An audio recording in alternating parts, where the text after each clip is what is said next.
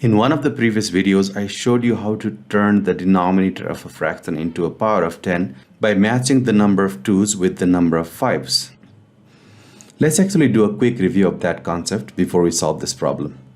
When you divided a number by 5, you could multiply the numerator and the denominator by 2 or double both the numerator and the denominator to get a power of 10 in the denominator.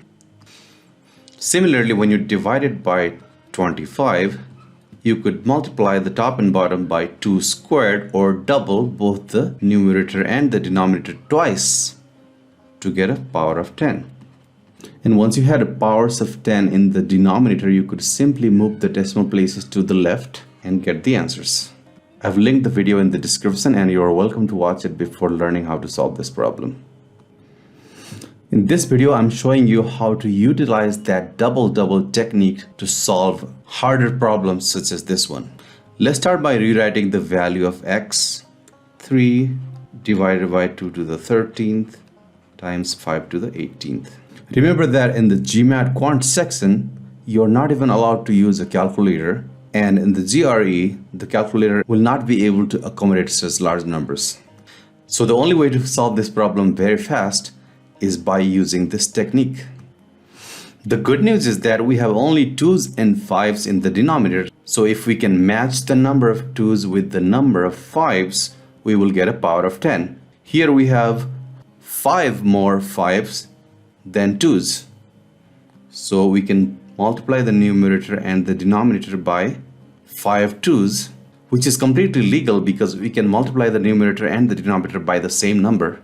Now we can apply the rules of exponents in the denominator. 3 times 2 to the 5th is 32, this is multiplication, over 2 to the 13th times 2 to the 5th is 2 to the 18th. In other words, we are multiplying 13 2's with 5 2's, that's a total of 18 2's, times 5 to the 18th. And according to the rules of exponents, when you have the same exponent, you can multiply the basis and keep that exponent. So that will be 10 to the 18th. And on the numerator, we have 32 times 3 equals to 96. Finally, as we said before, when you divide by a power of 10, you can just move the decimal places to the left. So we'll have 0 point, a certain number of zeros, and 96.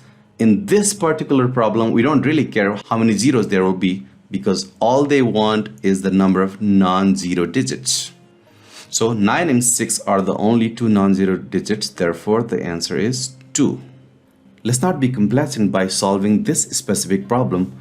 What if the problem asks you for the number of leading zeros, which simply means the number of zeros after the decimal point but before the first non-zero digit? If you said 18, you are absolutely wrong. Sorry to be so blunt, but it may help you remember this better. 18 is actually the total number of decimal places including the 9 and the 6. That means the number of zeros only must be 16.